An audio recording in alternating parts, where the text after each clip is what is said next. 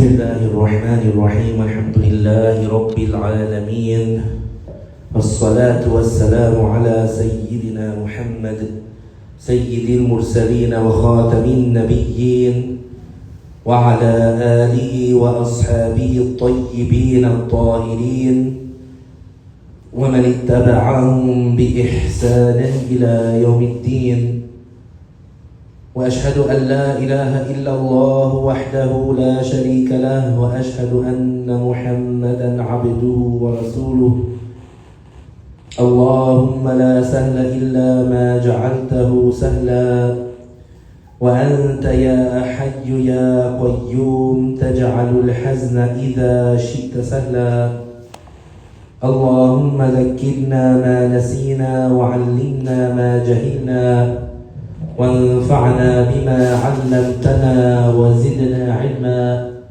اللهم إنا نعوذ بك من حال أهل النار لله تعالى. I praise Allah, I glorify Him and I thank Him for all the blessings that He gives without Him being obligated, and I ask Allah to raise the rank of our beloved Prophet Muhammad sallallahu alayhi wa sallam and to protect His Muslim nation. I testify no one deserves to be worshipped except Allah, the one without a partner, the one without an equal, the one without a similar, the one who is unlike anything in the universe, and nothing in the universe is like Him. He has no father, no mother, no sister, no brother, no son, and no daughter. He exists without time and place because He is the creator of time and place. He does not reside above the throne, and He is not attributed with fatigue like the Jews say. Our Lord is glorified beyond any imperfection that the non-Muslims attribute to Him.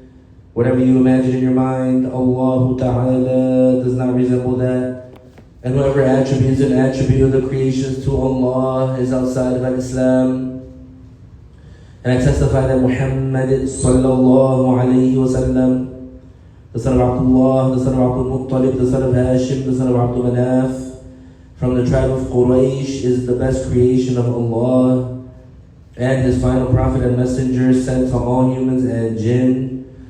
And He is truthful about everything that He conveyed to the revelation.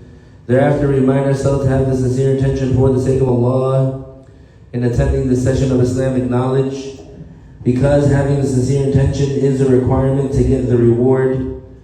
So the Muslim, whenever he does a good deed, he has to have the sincere intention for the sake of Allah to get reward for that good deed. The sincere intention means for the Muslim to do the good deed seeking the acceptance of Allah only and not the praise of the people. So alhamdulillah, we are grateful to Allah that we have been guided to Islam, because Islam is the greatest endowment. Islam is the only accepted religion. Islam is the only valid religion, is the only correct religion. And so this is why it's the greatest endowment, because it is throughout Islam that the accountable individual, that he goes into the hereafter with the guarantee of entering paradise. So if someone is an accountable person and they die as a Muslim, then one day they will enter paradise. Even if they have committed some sins, it's possible that they will be forgiven for the sins that they died with, and that they would enter paradise without previous torture. But if they do get punished for those sins,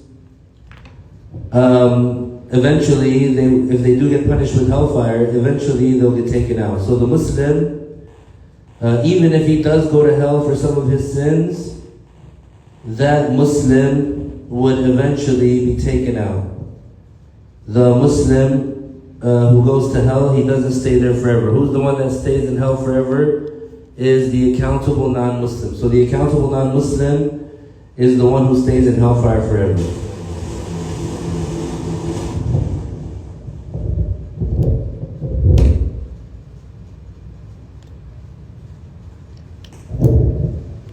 And so the Muslim, he should be happy and proud that he is Muslim. And the Muslim, he should never back down or back away or shy away from Islam. There is no aspect of Islam that is subject to criticism or mockery or anything like that. And no one has any grounds, any moral grounds or any valid grounds or any objective grounds to say something against Islam. So what we can do is, if someone has a question about something, we can explain to them that concept in Islam.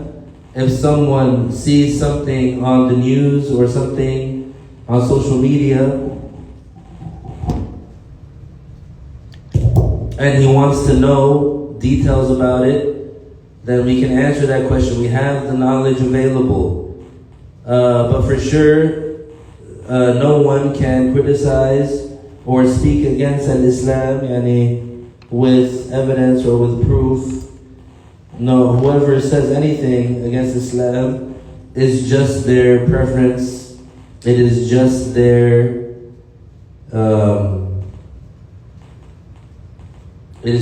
bias. It is just their whims. It is just their desires. So I'm saying that because from time to time, something would happen in the world where Islam now becomes in the spotlight.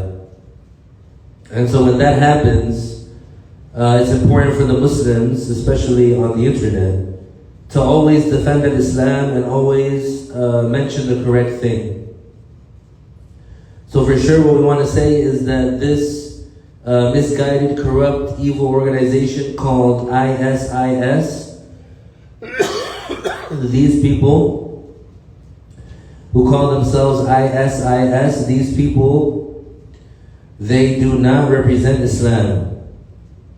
These people, they are judged as non-Muslims because they believe that Allah is in the sky. This is why we often teach about the Islamic creed, that we teach the people about the Islamic creed.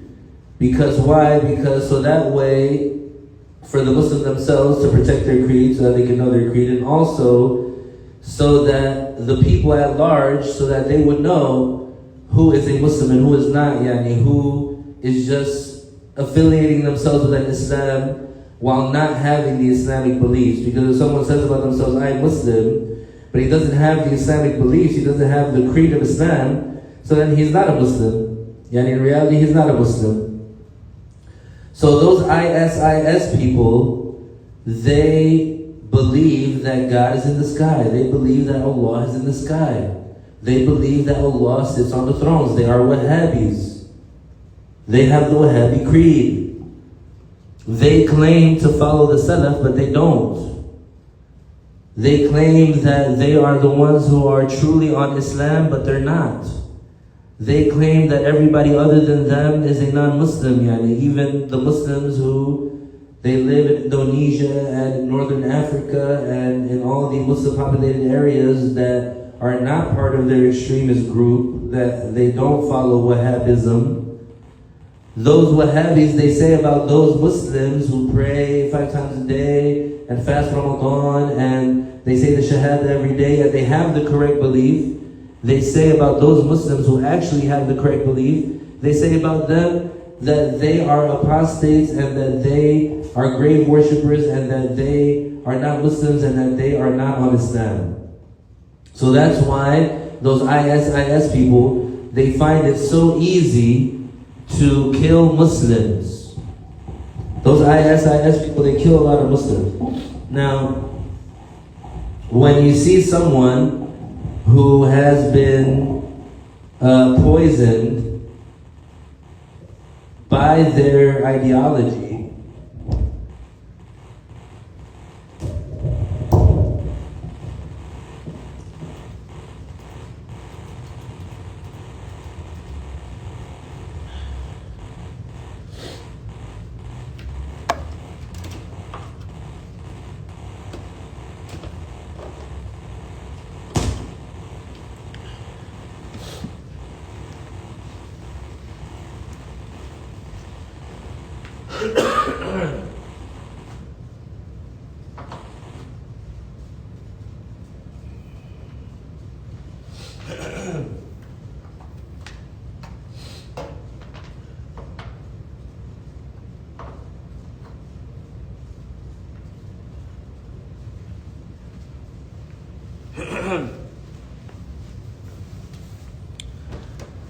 Sorry about that.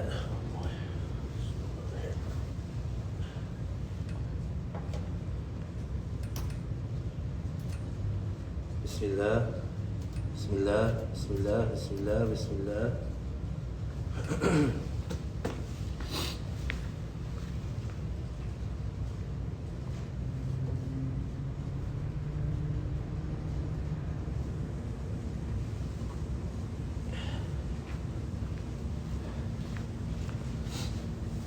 Bismillah, Bismillah, Bismillah, Bismillah, Bismillah, Bismillah. Sorry about that. So when you see someone that has been poisoned by the corrupt creed, the extremist creed, the blasphemous creed of Wahhabism, then you see those types of people become, and of course they're not Muslims, they're kuffar, but also their corrupt creed, it reflects in their actions. So they do the type of misguided thing. They do the type of misguided thing or the type of extremist thing that you see the spotlight put on it by the media. And of course, then what happens is that we Muslims, we actual Muslims, we get the backlash. And there's more hatred towards Muslims. And there's more negative publicity towards Muslims. And there is retaliation. So there is some retaliation that occurs. Allahu A'lam how that's going to take place now. But the point of it is, you see many people that they point the finger, they try to blame Islam because of the corrupt and sinful and wrong actions of the Wahhabis. So again, the ISIS people, they are not representative of Islam. And that's just on the surface. We haven't even, for example, investigated or researched who that person was and who sent him and who trained him and who did this and that, which is most likely, 9 out of 10 times, is a person that is trained by some agency, by some domestic agency, to carry out those operations for whatever agenda or objective that they have. I'm not claiming to have information about that. This is just something that throughout the years, when you investigate certain incidents that happen, you see that if you look deep, or if you investigate, or if you research, then you'll find all these connections. You'll find all these dots that are connected to each other. And they point to what? Domestic agencies. Domestic agencies. People with agendas for whatever reason, for this or for that, and they try to paint a negative picture about Islam. So, the main point of this is to make it clear to everyone that the ISIS people, they do not represent Islam, and their followers, they have the incorrect creed because they believe that God is in the sky. They believe that Allah is in the sky. So, alhamdulillah for having the knowledge of Islam and having the correct creed. Because in Islam, we don't shy away from any Islamic concept or Islamic teaching. Nobody can scare us with the J word. Oh, you have jihad. You can't scare us with the J word. Because when it comes down to it, jihad, in the proper way that is implemented in Islam, jihad is honorable. It's man-to-man, toe-to-toe on the battlefield, two armies battling it out, not, someone sending their bombs and their planes and then bombing civilians and damaging infrastructure that's not military, and then sending in an army to pick off whoever's crawling on the ground. Now we're talking about how it used to be in the past. Man-to-man, toe-to-toe, fighter for fighter, platoon for platoon, whatever, general versus general, and how it used to be in the past. That's what, so you can't scare us with the J word. And for sure, that's not the same as running over pedestrians. So I'll tell you that much. It's not the same as running over pedestrians. So we don't do that. That's not what we do. We're not teaching people to go and run people over in the street. That's not what Islam is teaching us to do. So we're going to continue on with Matn Abi Shujā, which is the explanation of the Matn of Abi Shujā, which is it's a beginner's book in the Shafi'i school of Islamic law. We're talking about the congregational prayer. We left off on page 188. We're talking about the conditions for the validity of following the imam. We said that if they are both inside of a masjid, and we explained what a masjid is. If they are both inside of a masjid, then there is no limit to the distance that can be between the imam and the follower. And if there was a gap with no lines connecting them, there's no limit to that distance as long as the follower, he can know the movements of the imam. And we said if the imam is inside of the masjid and the follower is outside of the masjid, then the distance is counted from where the masjid ends. And so if that distance is more than 300 cubits, then that follower, he cannot follow that imam. And if it is within the 300 cubits, then he can't follow that imam. And we said that if they are both outside of the masjid, the same 300 cubits apply. And we said that if there are lines connecting the imam to the furthest follower, then it doesn't matter how far away they are, as long as they can follow the movements of the line that's in front of them. And so now we're going to talk about a different case. And we're going to move on to another case. We're in the middle of page 188, if you have a copy of it.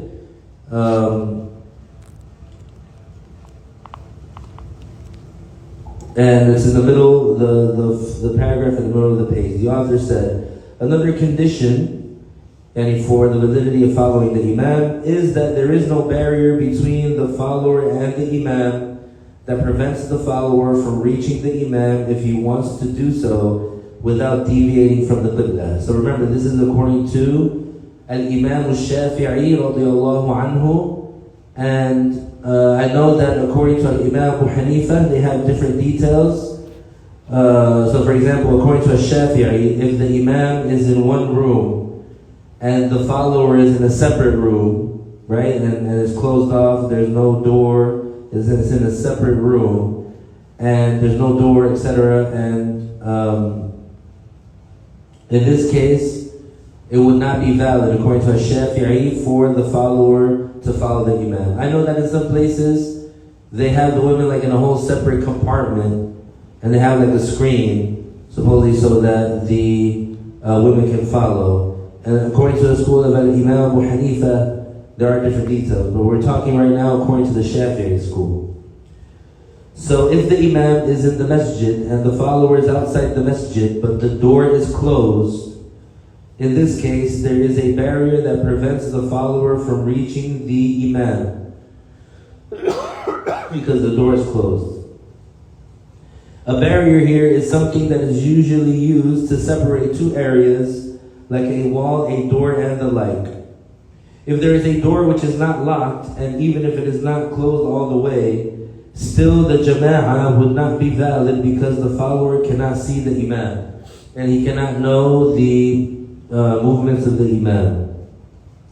If the follower cannot see the imam, nor those who see the imam, nor those who see the imam, because there is a door in the way, this prevents the jama'ah from being valid. So there wouldn't, those people that are behind that closed door or behind that door, they wouldn't be able to follow the imam because there is a barrier in the way. If, however, the follower stands outside the masjid and the imam is in the masjid, and the follower sees him and he is able to reach him without deviating from the qibla, then his prayer is valid. So one needs to observe those two matters, that there is no barrier that prevents the follower from seeing the imam, nor prevents the follower from reaching the imam without deviating from the qibla. When it is said that a barrier is something usually used to separate two areas like a door or a wall, This does not apply to the river or ocean. This does not apply to the river. The river or ocean is not like that, even if one would not get to the Imam except by swimming. So usually a river is not something that's used to separate two areas. You can cross the river, you can swim across. So if there is an Imam on one shore of the river and there is a follower on the other shore, as long as that distance between them is not more than 300 cubits, and he can follow the movements of the Imam and he can see the Imam, that following would be valid. Page 189, it says, note, in the case that the Imam is outside the mosque and the follower is in the mosque, the same conditions apply. There are other conditions for the Jama'ah, footnote 267. It says, it is better for the woman to pray at home by herself, individually, furada, which is the term, the Arabic term, and for her to go to a masjid to pray in congregation. So it's better for the woman to pray at home by herself, without an imam, than for her to go to a masjid to pray in congregation. However, if at home she can pray in congregation with other women and she prayed by herself without an excuse, she would get no reward for her prayer. So, generally speaking, it's better for the woman to stay at home. And the Prophet ﷺ, he said, أَقْرَبُ مَا تَكُونُ الْمَرْأَةُ إِلَى اللَّهِ وَهِيَ فِي قَعْرِ بَيْتِهَا, which means the closest that the woman would be to the acceptance of Allah and to being accepted by Allah is while she is in the depths of her home.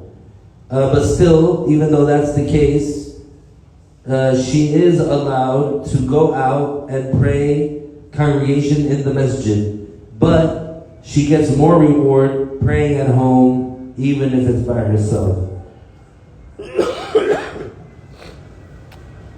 Now, if she is at home and there is a congregation, let's say like with her husband or with other women, and despite that she prays by herself, she gets no reward for her prayer because she is, in this case, without an excuse, intentionally leaving out a congregation.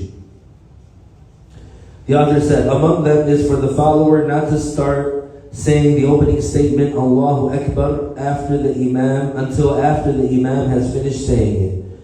So, in order for a person who's following the Imam, in order for their prayer to be valid, they have to wait until the Imam completely finishes saying the term Allahu Akbar before they start to enter the prayer. So, why are we saying this? Because I've witnessed this myself actually. Some people, while the Imam is still saying Allahu Akbar, the Imam would say, for example, Allahu Akbar. Before the Imam finishes saying Akbar, you would have some people that are behind the Imam and they start saying Allahu Akbar to supposedly enter into the prayer, and that doesn't occur. Those people, by them not waiting until the Imam completely finishes saying Allahu Akbar, by them not waiting for that, then what happens? Their prayer is not valid. So you have to wait until the Imam completely finishes saying Allahu Akbar. Until he pronounces the Ra from the term Akbar. Another condition is for the follower not to be ahead of the Imam with two integrals of action. Like if the Imam is still reciting the Fatiha, but the follower goes down to Ruku' ahead of his Imam, straightens up and starts going down to Sujood. So what is, when we say being ahead of the Imam by two integrals, what does that mean? It means the Imam is still reciting Al-Fatiha.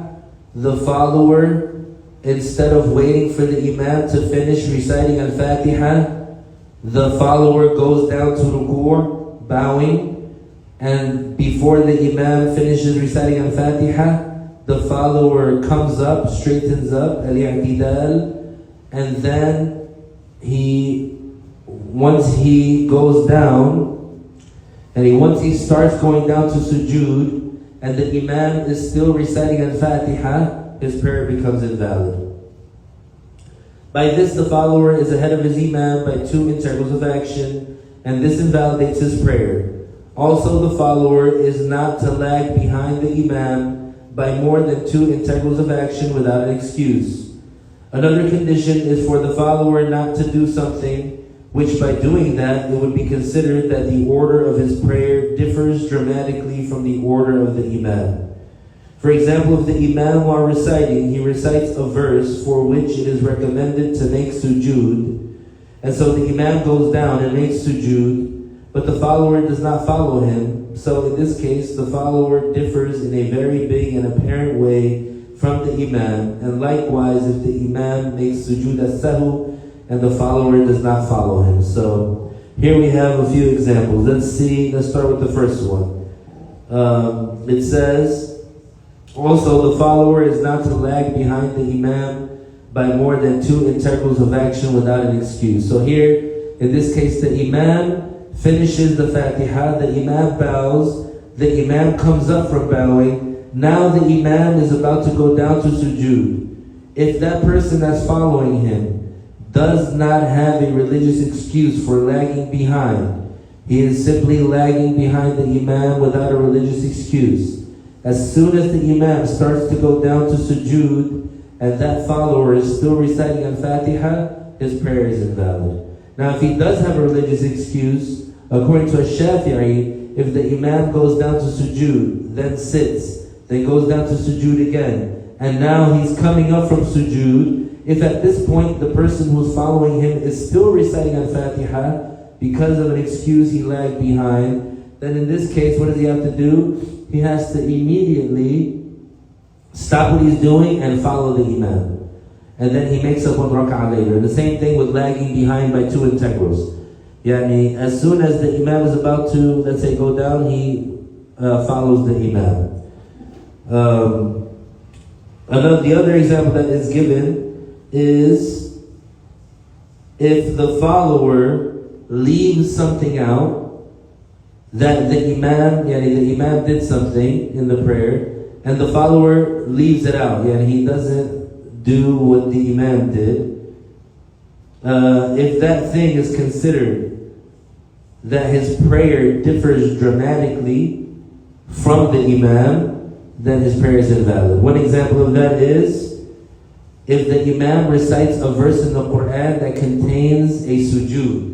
So as you know, there are certain verses in the Quran, there are 14 verses in the Quran that if you recite them while in the prayer or outside of the prayer, then it's sunnah, it's recommended to make sujood. This is called sajdatut tilawa, the sujood of recitation. So if the imam recites that ayah in the prayer, he has the option to perform that sujood. And obviously the imam is reciting, and after he recites al-Fatiha, he recites a surah, contains that ayah. So what does he do? Instead of going to ruku' and straightening up and then going down to sujood, what does he do? He goes down to 1 sujood for that verse. He goes down to make the sujood, and so those who are following him, in their case now, they have to follow the imam, because if they don't, their prayer is invalid. So they would invalidate their prayer if they stay standing up and they don't follow the imam.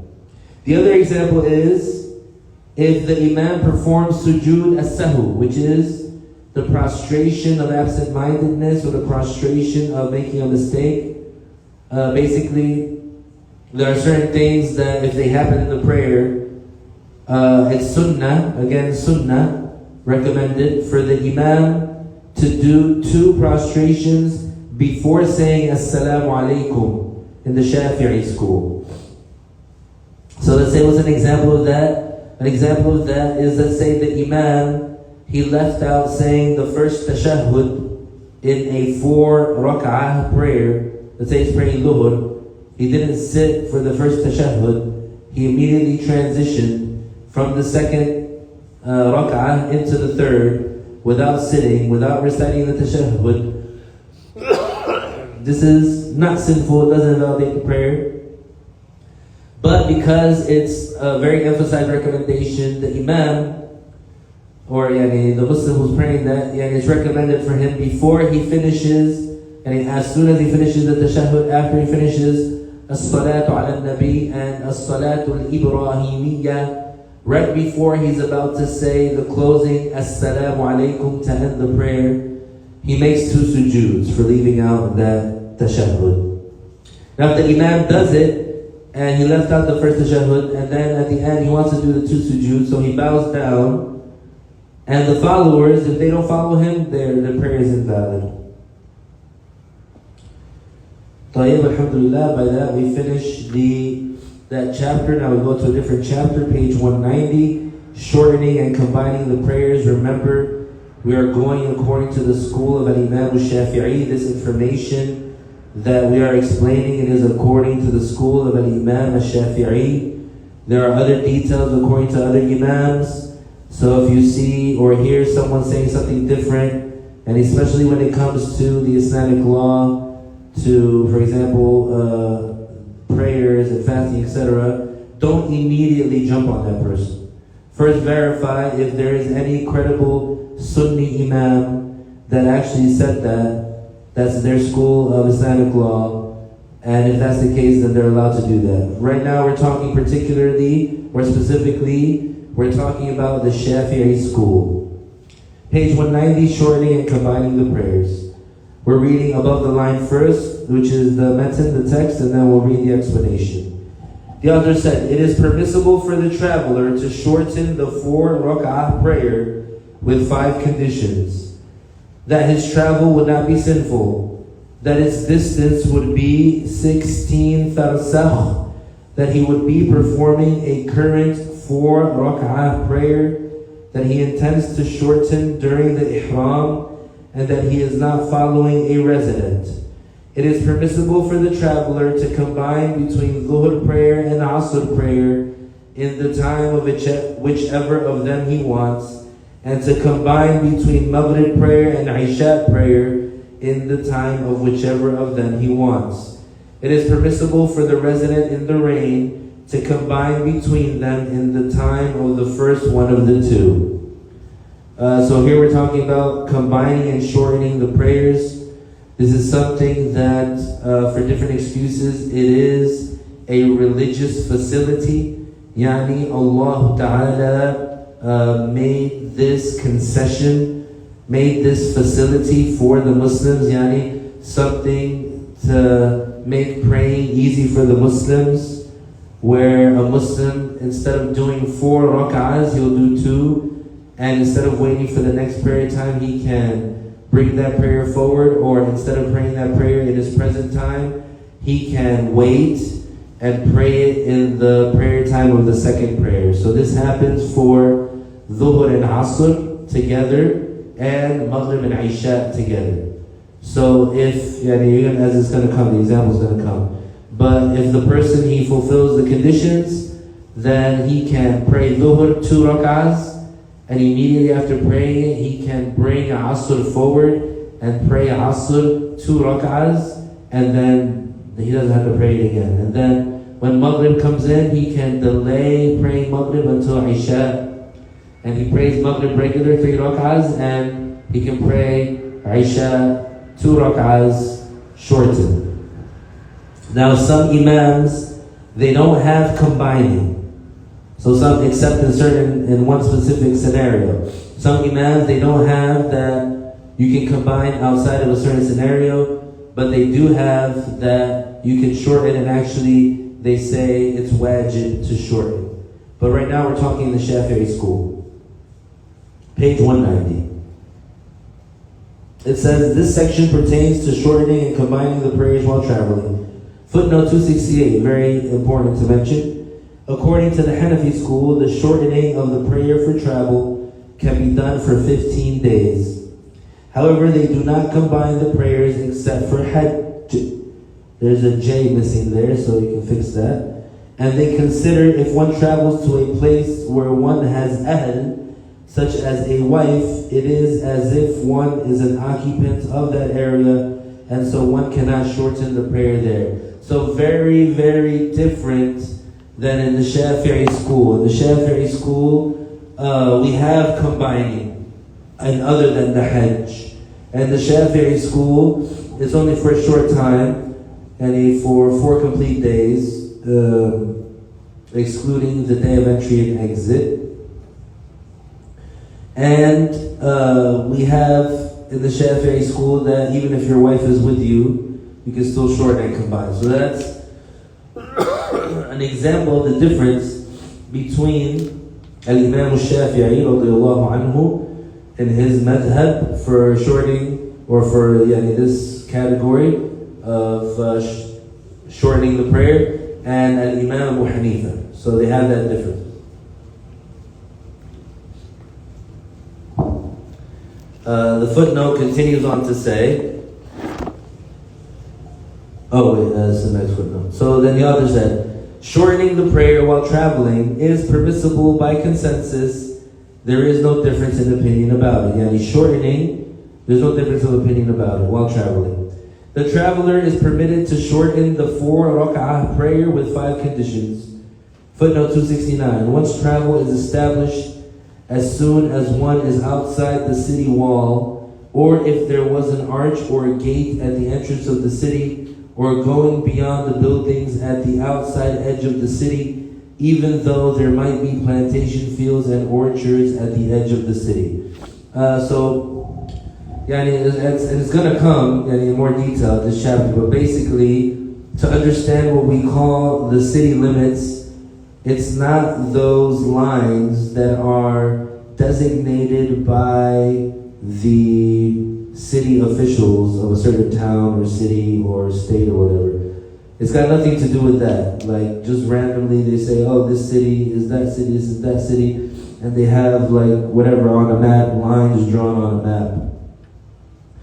That's not what we take into consideration when we say if we're outside the city or not. And it's going to come to details about that. The author said, this means the one who is considered a traveler in the state of traveling is permitted to shorten the prayer, which is composed of 4 rak'ahs, that is, the Dhuhr, Asr, and Isha, and not the other prayers, that is, not the Subuh and not the Maghrib. This is in the case where he is not following behind someone who is not shortening. He is not allowed to pray 2 rak'ahs behind the imam who is praying 4 rak'ahs. The beginning of the travel starts when one goes outside the wall surrounding the town or city. If the town does not have a wall that surrounds it, then the travel starts when one leaves the edge of the buildings of the town. This means one gets to an area which is no longer considered a part of the town.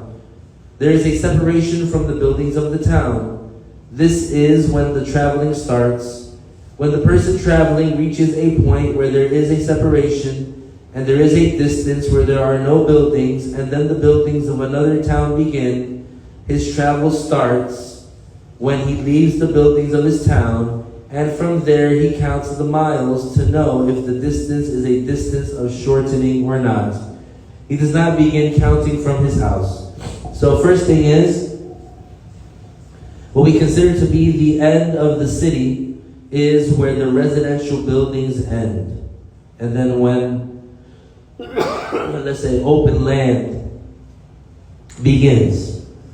So it's possible you can have a city for 100 miles, because there's residential buildings on both sides, residential buildings, residential buildings, residential buildings. So Islamically, all of those interconnected residential buildings are one city. Not that you went over to across the so-called city line and now you're in city A, which is 10 miles away, city B, but all of them, they have interconnected buildings, or they have residential buildings that are connected. This is considered to be one city Islamically. So what does it mean about counting the miles? So let's say we have city A, and Islamically city A, and the buildings, they end, and then there's 100 miles of just open space. no residential buildings.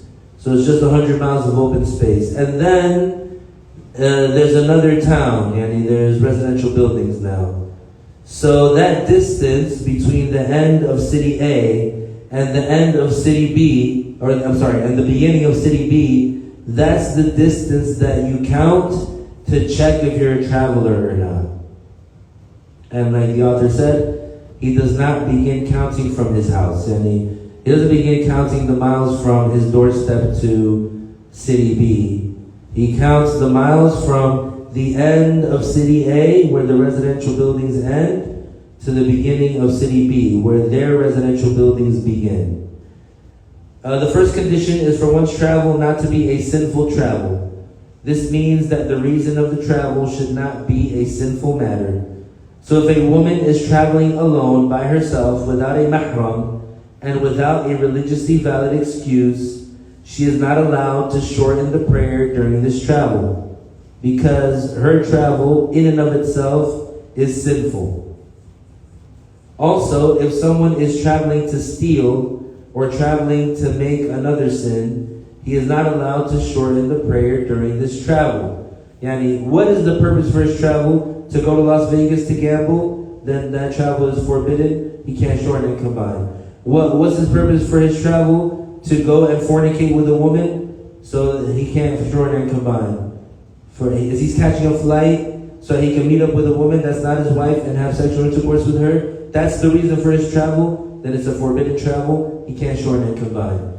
Is he traveling, catching a flight, so he can go and drink at a bar? So he can go drink alcohol at a bar? That's the sole purpose of his travel? That's why he's traveling? Then that's a haram travel, a forbidden travel, and he would not be able to shorten and combine.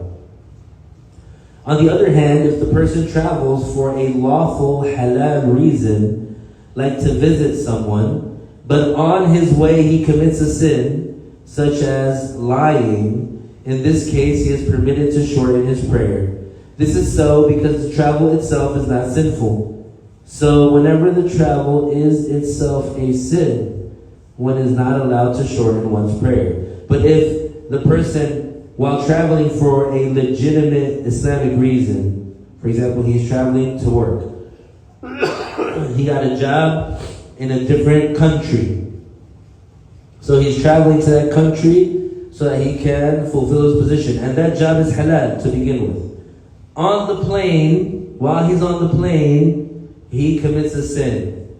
He has unlawful sexual intercourse with a girl, or he does drugs, or he drinks alcohol while he's traveling. That doesn't make it so he cannot combine and shorten. He can still shorten and combine, but he's committed a sin during his travel. So committing a sin while doing a halal travel does not make it so that that Muslim cannot shorten and combine. That Muslim can still shorten and combine, but he just committed a sin, which is bad.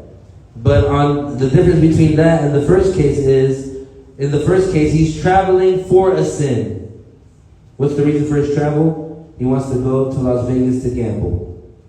So that travel, he cannot shorten and combine. Allah protect us from such a thing. The second condition is for the distance of travel to be 16 farsakh. Footnote 270, the traveling distance is 16 farsakh, and each farsakh is 3 Hashimi Islamic miles, which equals approximately 48 American miles, and each mile is 4,000 steps of a camel, and each step of the camel is equivalent to 3 human steps. And so that's the breakdown of the distance. It's approximately 48 miles. So the second condition is for the distance of travel to be 16 farsakh, meaning each way is 16 farsakh at least. So getting there is at least 16 farsakh, coming back is at least 16 farsakh. Each farsakh is 3 Islamic miles. The famous saying in the Shafi'i school is that each Islamic mile is 6,000 cubits. So if the farsakh is 3 miles, then 16 farsakh make 48 Islamic miles. Each mile is 6,000 cubits. The cubit is 45 centimeters. The cubit is from the tips of the fingers to the tip of the elbow. One multiplies 6,000 by 48 and gets 288,000 cubits. Since the cubit makes 45 centimeters, one multiplies 45 by 288,000 to get the distance in centimeters. Then one converts it into miles, and it would be about 81 miles according to the famous saying in the Shafi'i school. Also, when we read the footnote, 48 miles was referring to the Islamic miles. So make that correction. I had said 48 American miles, I think. So make that correction. It's not American miles, it's Islamic miles. The American mileage is about 81 miles according to the famous saying in the Shafi'i school. There's another saying in the Shafi'i school, which is that the mile is 2,000 cubits. According to this saying, it makes the distance 1/3 of the first distance. Originally, the distance is 2 marhala, which is the distance one travels walking in 2 days. This is the distance one would cover traveling with the loaded animals in 2 days.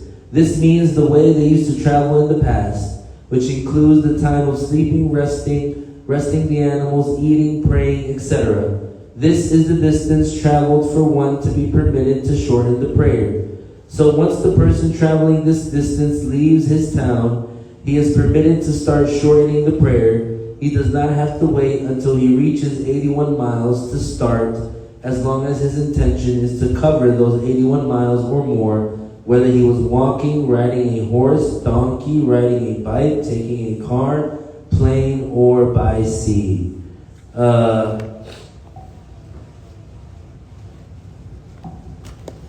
There are shorter distances, of course, like he said. There's another saying that the mile is 2,000 cubits.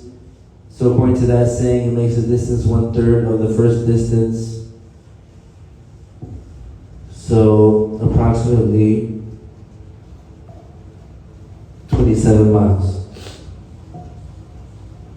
The third condition is to be praying the prayer in its time. That is, for the prayer not to be a make-up prayer. So if one missed some prayers in his town and wants to make them up while traveling, in this case, one is not allowed to pray it while shortening it, because this is a make-up prayer and not the prayer of the time one is traveling. If, however, one missed a prayer while traveling, then it is permissible for one to make it 2 rak'ah to shorten it while traveling. So, if, let's say, a person, he fell asleep before a prayer time started, and he woke up after that prayer time ended while traveling. So this happened while the person was traveling. Then it's permissible for that person to make it up while traveling. So if he doesn't make it up in that travel, for example, he waits until the next time that he travels, he can make that prayer up shortened. The fourth condition is to have the intention of shortening the prayer while saying the opening statement, Allahu Akbar. Footnote 271, the one who shortens their dhuhr prayer and prays 2 rak'ah because of travel, he does not follow in prayer someone who is praying the dhuhr prayer 4 rak'ahs. Also, the one who is shortening the dhuhr prayer cannot follow someone who is praying the fajr prayer, even if the person praying the fajr prayer was also a traveler.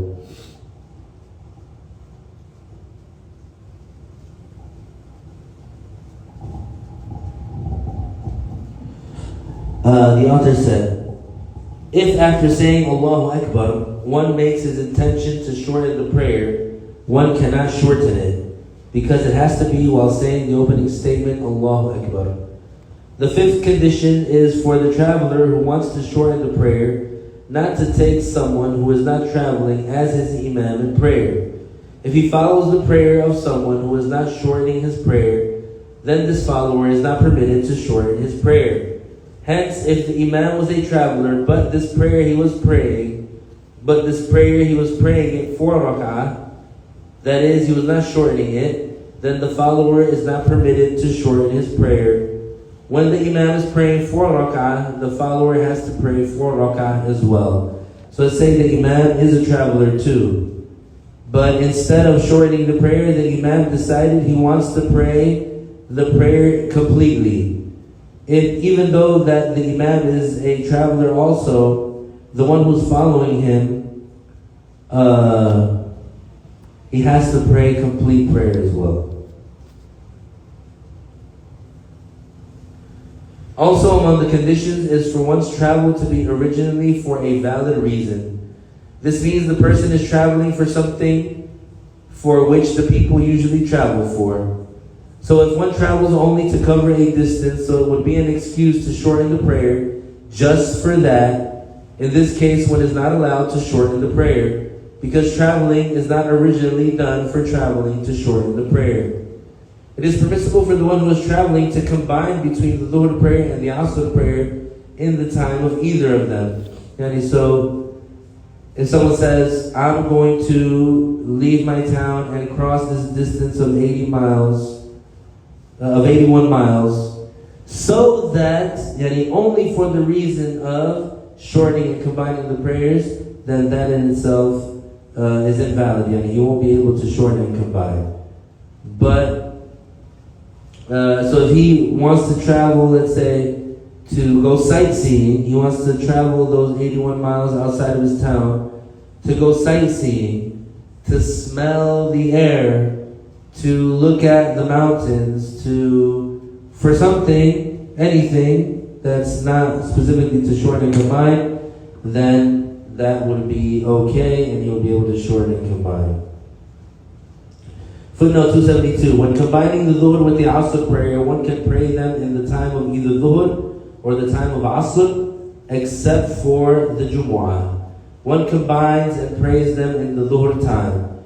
If one is delaying the Dhuhr to the Asr time, one must establish the intention to delay the Dhuhr to the Asr during the Dhuhr time. So let's say the person, he can combine and shorten. He's in the middle of the Dhuhr prayer and he is praying the Dhuhr prayer shortened. Sometime before he says Assalamu alaikum, he has to have the intention that he's going to bring Asr forward.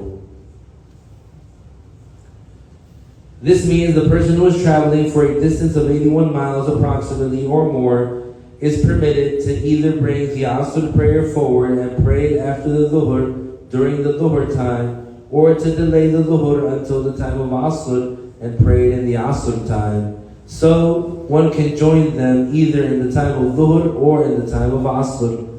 The traveler can also combine between the Maghrib and Isha prayers in the time of either of them. So it is permissible for the traveler to combine the Maghrib and Isha either by bringing the Isha forward to the time of Maghrib or by delaying the Maghrib to the Isha time. There are 4 conditions so the person can bring the Asr forward to the Dhuhr time or the Isha forward to the Maghrib time. Number 1, to remain a traveler until one starts the second prayer. This means if one was praying Dhuhr at the time of Dhuhr and before finishing the Dhuhr prayer, he made the intention of bringing the Asr forward and then he ended the prayer and said Assalamu alaikum. Then he stood up and said Allahu Akbar and started the Asr prayer. And after he did that, he stopped being a traveler for a reason. In this case, the joining of the prayer is valid because he started the Asr prayer while he was still traveling, even though while praying the Asr, he stopped traveling. So, an example of that is, let's say, this person is on a cruise, and before he gets to the port, he starts praying the Dhuhr. Before he gets to the port, and he intended to bring forward, so after he finished Dhuhr, he started the Asr prayer, and he brought forward, because this is before he got to the port. But as soon as he started the Asr prayer, after he finished entering into the Asr prayer, then the cruise, it docked into the port. Now his travel is over because he plans to stay there for a month, let's say. That's his intention. As soon as he lands and His intention is he's going to take this boat, he's going to get there, he's going to stay there a month. That's his intention. So the moment that this boat hits the port or gets into the dock or whatever, his travel is over. So he brought Asr forward. After he entered into the Asr prayer, the boat, came into the dock. Now his travel's over. But his combination is valid because he started praying the Asr while he was still traveling, and before his travel ended. The second condition is to intend to bring the Asr forward to Dhuhr time or the Isha forward to Maghrib time before ending the first prayer. This means that even if he makes this intention in the first prayer of the two to bring the second one forward while saying Assalamu alaikum, but not after ending his statement, not after now pronouncing the letter Mim of alaikum, then it is valid to pray the second prayer during the time of the first.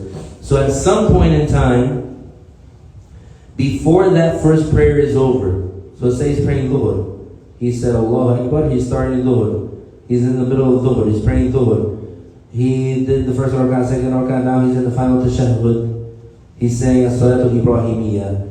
At one point in time, before he finishes saying Assalamu alaikum to close the prayer, he has to have the intention in his heart that he is bringing forward the Asr prayer. So if he, let's say, forgot up until where he started saying Assalamu alaikum, before he got to finishing saying alaikum, he intended to bring Asr forward, this is valid. But if he didn't remember it until he said alaikum, he said Assalamu alaikum, and then he remembered, oh no, I was going to bring Asr forward. It passed him. He missed it. He can't pray Asr forward. The third condition is to observe the order. So one prays Dhuhr before Asr and Maghrib before Isha.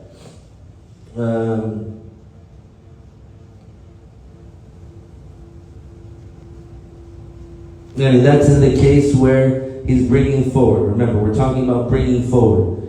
So if he wants to pray Dhuhr and then pray Asr with it, he has to pray Dhuhr first, then Asr. He can't say, I want to pray Asr first, then Dhuhr. The fourth condition is to pray the second prayer after the first one in a way that one prays the second one without a long separation, separating the two prayers.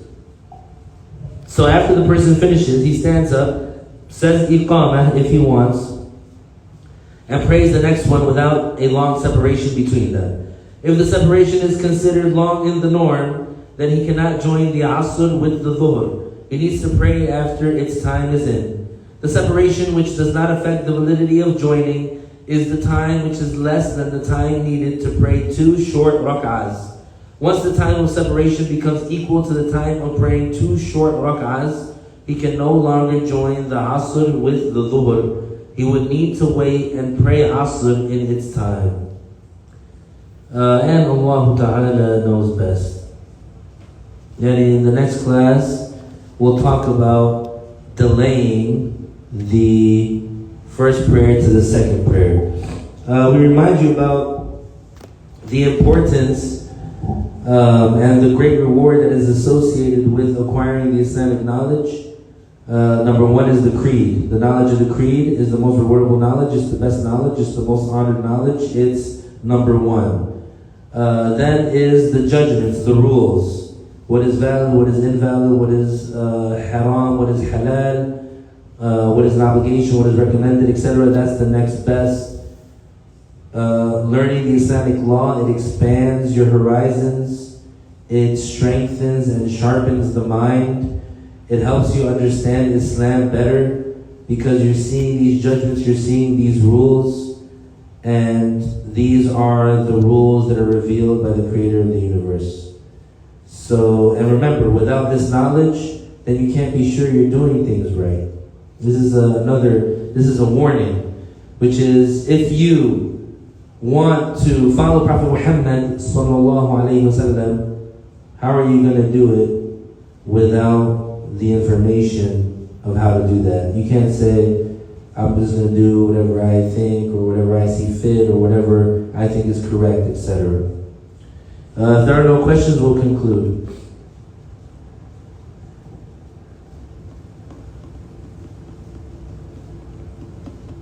Somebody was asking, what did you mean about she would get no reward? Yani if the woman is able to pray in congregation in her home, yani a valid congregation, and she purposely leaves it out and prays on her own, then she doesn't get reward.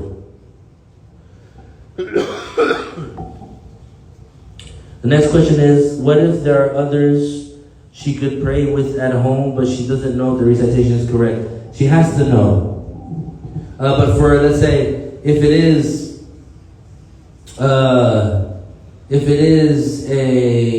an audible prayer, if it's a loud prayer like Maghrib or Isha or Fajr, then she has to check the recitation before she follows them. If it is a quiet prayer, then she can still follow them. She makes sure that she recites, etc. Because in the Shafi'i school, she has to do all the integrals anyway. So if it's a quiet prayer, she doesn't have to check the recitation. She can still pray with them, and she makes sure she does the integrals so her own prayer is valid. Are there any other questions? Wa alaykum as-salam, Brother Khalif. Hopefully everything is well with you. طيب, no other questions? طيب, نهلل لا إله إلا الله اللهم صل على سيدنا محمد وعلى آله وصحبه وسلم رب اغفر لي وللمؤمنين والمؤمنات وبارك الله فيكم. السلام عليكم.